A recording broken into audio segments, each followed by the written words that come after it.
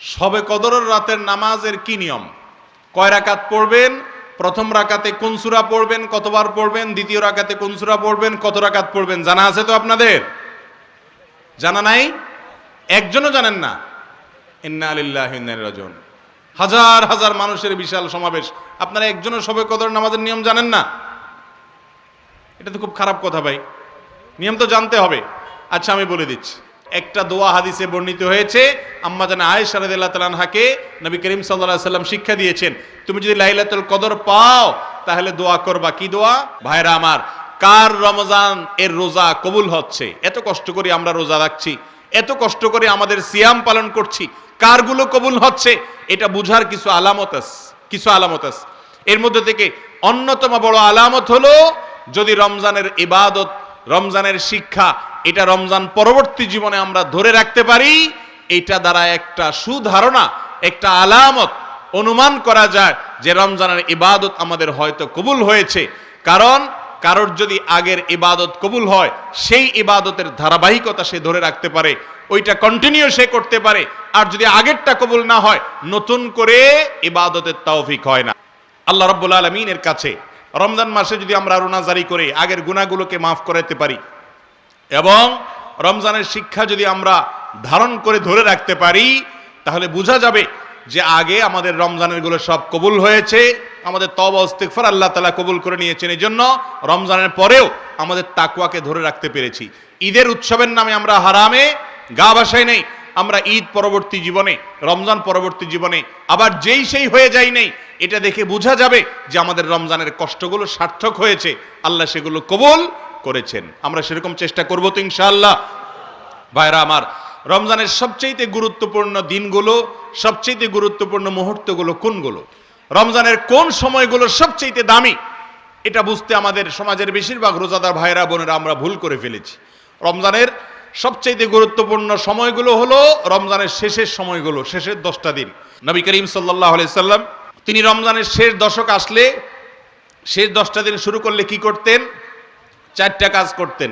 এক, আমাদের আয়েশা রাদিয়াল্লাহু আনহা বলেছেন, কানান নবী সাল্লাল্লাহু আলাইহি ওয়াসাল্লাম ইযা দাখালাল আশর, রমজানের শেষ 10 দিন যখন শুরু হতো, 20 রমজান যখন পার হয়ে যেত, 21 রমজান যখন শুরু হয়ে যেত, তখন থেকে তিনি কয়েকটা কাজ করতেন। তার প্রথমটি হলো কানা ইযা দাখালাল আশর আহইয়া লাইলাহ, রাতে আর ঘুমোতেন না।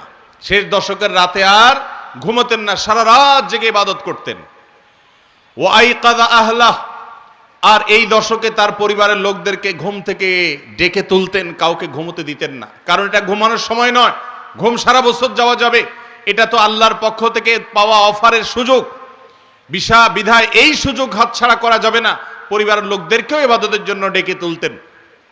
আর 3 নম্বর কাজ হলো ওয়াসাদ্দা মিযজারাহ, তিনি তার কোমর বেঁধে নিতেন, কোমর বেঁধে ইবাদত বন্দেগী করতেন, অর্থাৎ তার জীবনে সবচেয়ে বেশি সাধনা করতেন। 4 নম্বর হলো কানা ইযা দাখালাল আশর কানা ইয়াজতাহিদু ফীহি মা লা ইয়াজতাহিদু ফী গায়রি, রমজানের শেষ দশকে যত ইবাদত বন্দেগী নবীজি করতেন, এত ইবাদত বন্দেগী অন্য কোনো সময় করতেন না। আমরা সেই ইবাদতকে শর্টকাট করে নিছি, আমরা শুধু 27 তারিখে ইবাদত করি, 27 রাতে, অন্য রাতের আর কোনো খোঁজ খবর আমাদের নাই। অথচ আমাদের নবীজি শুধু 27 রাতে ইবাদত করতেন, তিনি রমজানের শেষ দশকের সবগুলো রাত ইবাদত বন্দেগী করতেন। আর রমজান চলে গেলে আমরা অনেকে ইবাদত বন্দেগী ছেড়ে দেই। মসজিদে রমজানে এত মুসল্লি, রমজানের পরে আর মুসল্লি খুঁজে পাওয়া যায় না, হারায় যায় সব। ভাইরা আমার, যারা রমজান মাসের ইবাদত করে, মাসকে পুজো করে, তারা শুধু এই মাসের ইবাদত করে। যারা আল্লাহর ইবাদত করে তারা রমজানেও ইবাদত করবে, রমজানের পরে ইবাদত করবে। কারণ যে আল্লাহ রমজানে ইবাদত করতে বলেছেন, তিনি রমজানের পরে 5 ওয়াক্ত নামাজ পড়তে বলছেন না, বলেন নাই? অতএব বছর জুড়ে রমজানের শিক্ষাকে আমরা ধরে রাখার চেষ্টা করব তো ইনশাআল্লাহ।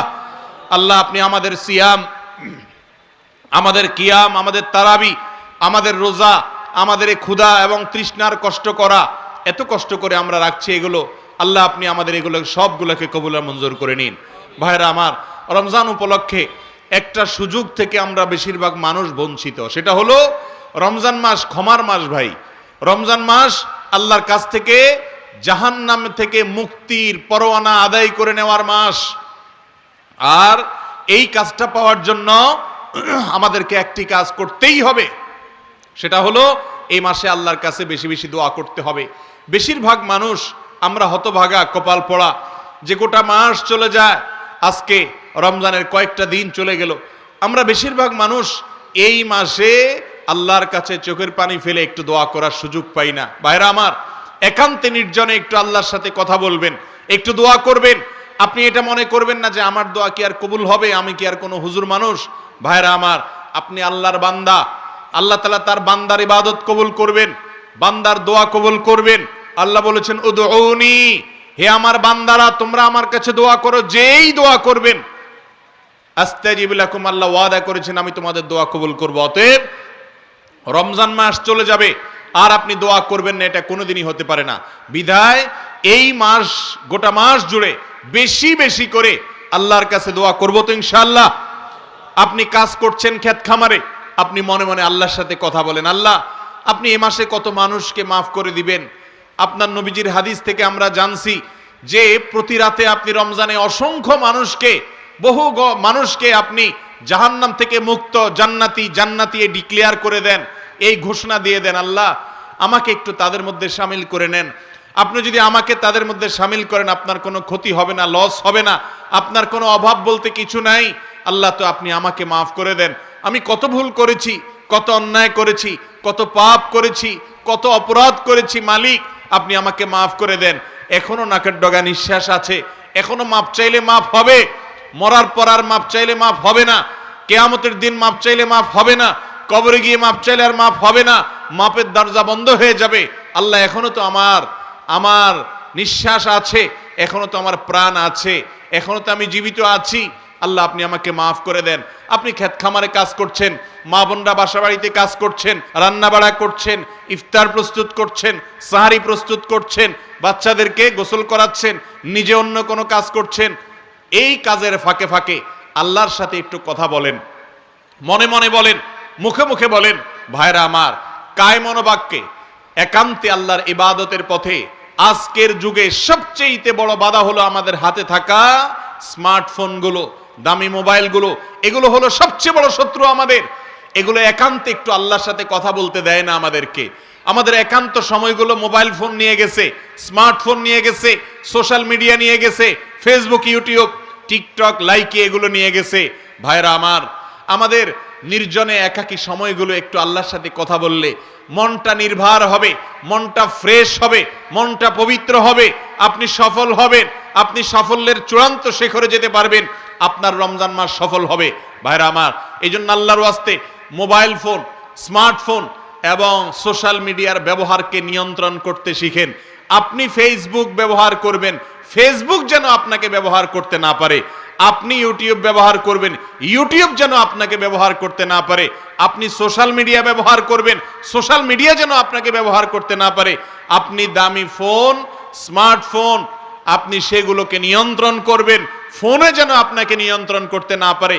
আপনি যদি অটোমেটিক হয়ে যান, ডাইরেক্ট হয়ে যান, দরকারে বেদরকারে সারাদিন শুধু মোবাইল হাতাইতে থাকেন, সারাদিন মোবাইল স্ক্রল করতে থাকেন, সারাদিন শুধুমাত্র একের পর এক ফেসবুক অ্যাপ খোলেন, অমুক অ্যাপ খোলেন, তমুক অ্যাপ খোলেন, কাজেও খোঁজেন, অকাজেও খোলেন, দিনের বেশিরভাগ সময় নষ্ট করেন, তাহলে মনে রাখবেন এই জীবনে আপনার কোনো অর্জন হবে না।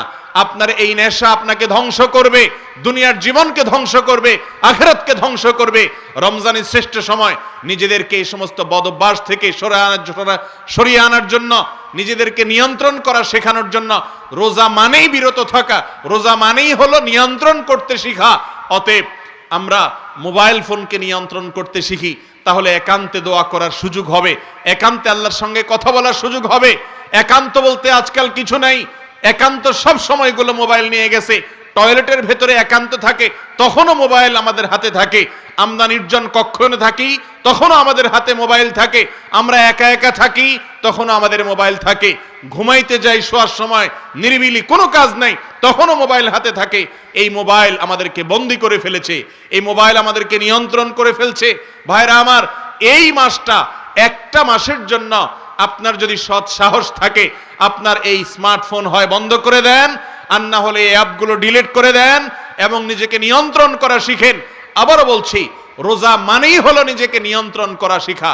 আপনি যদি ডাইরেক্ট হয়ে যান, দরকারে বেদরকারে মোবাইল ধরেই আপনি ফেসবুক, আপনি ইউটিউব হাতাচ্ছেন, দরকার ছাড়াও ঘন্টাকে ঘন্টা আপনি স্ক্রল করতেছেন উদ্দেশ্যহীনভাবে, তার মানে আপনি ডাইরেক্ট হয়ে গেছেন। আপনি এখন অসুস্থ হয়ে গেছেন, এই মোবাইলে আপনাকে চালাচ্ছে, মোবাইল আপনার ড্রাইভার হয়ে গেছে, ইঞ্জিন হয়ে গেছে, আপনি এখন বগি হয়ে গেছেন।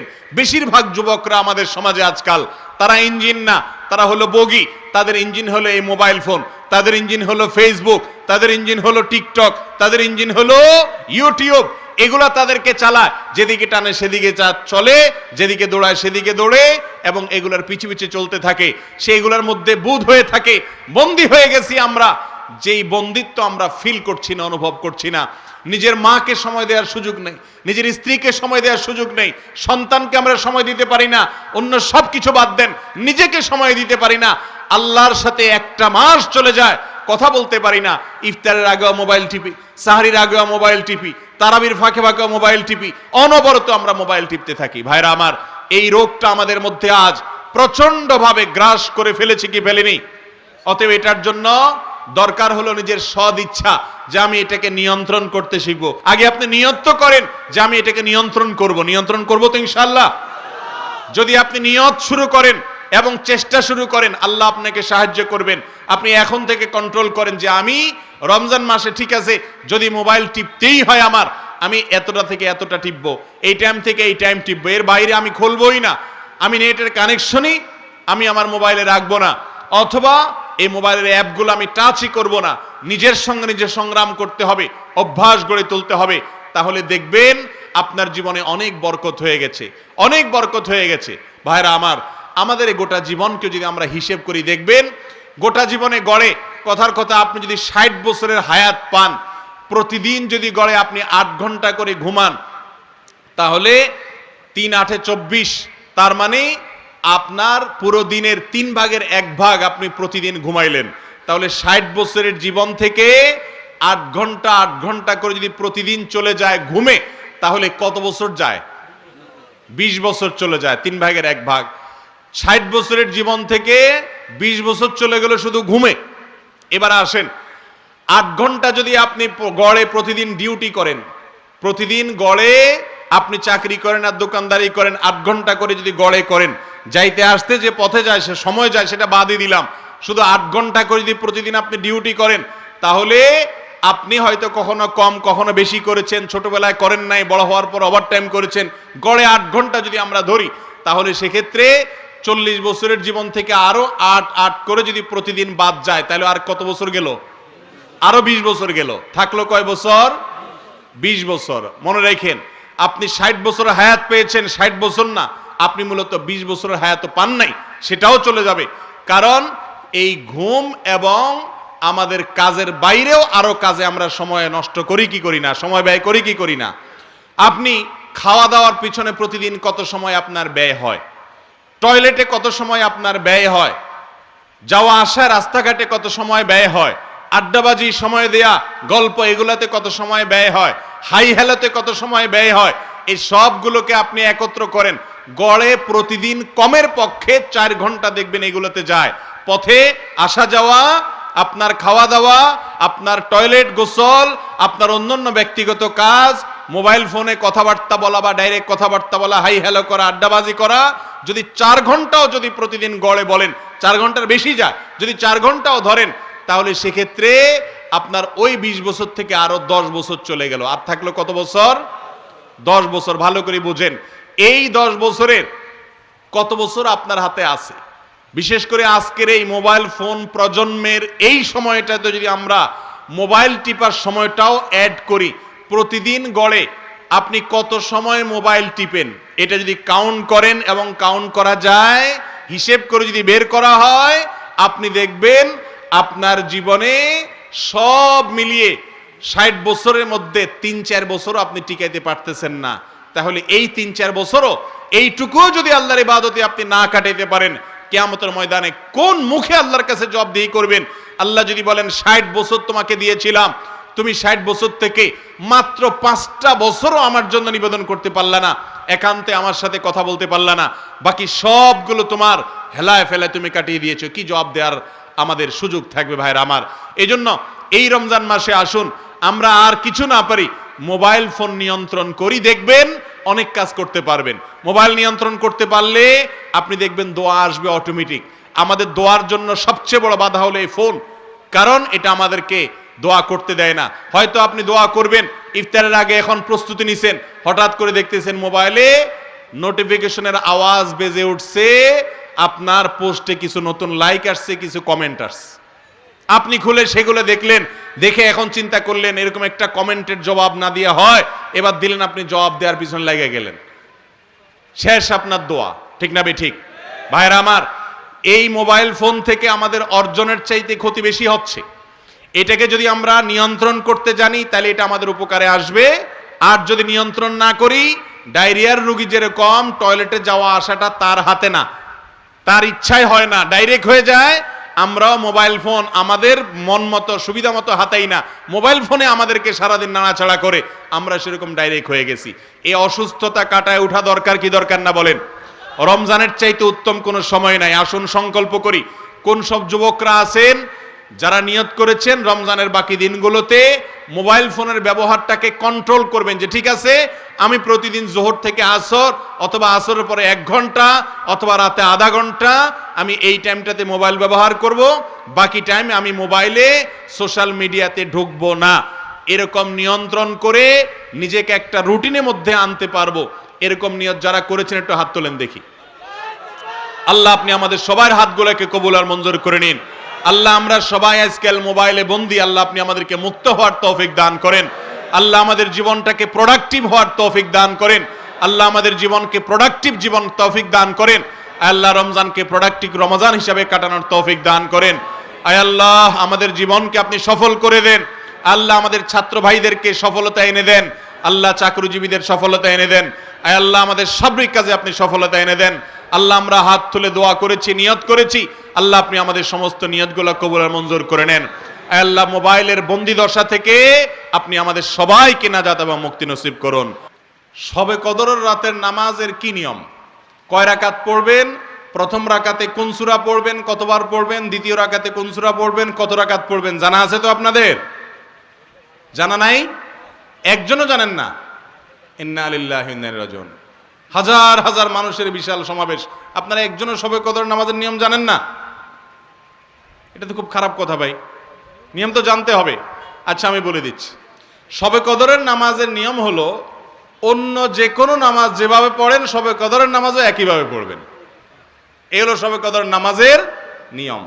এমন কোনো কথা নাই যে শবে কদরের নামাজে প্রথম রাকাতে সূরা ফাতিহার পর অমুক সূরা এতবার পড়তে হবে, দ্বিতীয় রাকাতে ততবার পড়তে হবে, এরকম কোনো কথা কোরআন হাদিসে, এগুলা মন গড়া বিভিন্ন সিস্টেম, বিভিন্ন পদ্ধতির কথা, বিভিন্ন আপনার বাজারে নামাজ শিক্ষার বই নামে অনেক বই আছে, সব বই না, কিছু কিছু বই আছে, এসব বইতে শবে কদরের নামাজ এত রাকাত, প্রথম রাকাতের এই নিয়ম, দ্বিতীয় রাকাতের ওই নিয়ম, এরকম বিভিন্ন কথা বলা আছে। এগুলো সব ভিত্তিহীন, মন গড়া, এগুলো কোরআন হাদিসে নাই। কোরআন হাদিসে লাইলাতুল কদরে অন্য রাতের মতো আপনি নামাজ পড়বেন, একটু লম্বা সময় নিয়ে পড়বেন। যে কোনো রাতের নামাজ, তাহাজ্জুদের নামাজ লম্বা সময় নিয়ে পড়তে হয়, দীর্ঘ রাকাত, দীর্ঘ রুকু, দীর্ঘ সিজদা, আস্তে আস্তে তেলাওয়াত, আস্তে আস্তে তাসবিহ এবং সময় নিয়ে পড়বেন। 2 রাকাত করে পড়বেন, যে কোনো সূরা দিয়ে পড়তে পারেন, একবার পড়বেন না 2বার পড়বেন, সূরা ফাতিহার পরে সূরা, এটা আপনার ব্যাপার, কোনো সূরা নির্ধারিত না। আপনি লাইলাতুল কদরের একটা জিনিস নির্ধারিত, সেটা হলো একটা দোয়া হাদিসে বর্ণিত হয়েছে, আম্মা জানা আয়েশা রাদিয়াল্লাহু তাআলা আনহাকে নবী করিম সাল্লাল্লাহু আলাইহি সাল্লাম শিক্ষা দিয়েছেন, তুমি যদি লাইলাতুল কদর পাও তাহলে দোয়া করবা। কি দোয়া? আল্লাহুম্মা ইন্নাকা আফুউন তুহিব্বুল আফওয়া ফাআফু আন্নী। আল্লাহ আপনি ক্ষমাশীল, ক্ষমা করতে ভালোবাসেন, অতএব আমাকে ক্ষমা করে দেন। ক্ষমা করতে ভালোবাসেন, অতএব আমাকে ক্ষমা করে দেন। এই দোয়া পড়বেন লাইলাতুল কদরে। এছাড়া আল্লাহর কাছে যে কোনো দোয়া করবেন, 2 রাকাত করে নামাজ যতটুকু পারেন তৌফিকে কুলা পড়বেন। কোনো সূরা কেরাত নিয়ম নির্ধারিত নাই, সারা রাত আপনি দোয়া করবেন, ইবাদতবন্দি করবেন। আর এই শবে কদর পাওয়ার জন্য, শবে কদরের ইবাদতের আশায় রমজানের শেষ রাতে শেষ 10 রাতের সবগুলোতে, বিশেষ করে বেজোড়গুলোতে বেশি বেশি করে করবেন। শুধু 27 তারিখকেই করবেন, অন্যগুলোতে ঘুমাবেন। এটা সুন্নাহ সম্মত লাইলাতুল কদরের তালাশ নয়।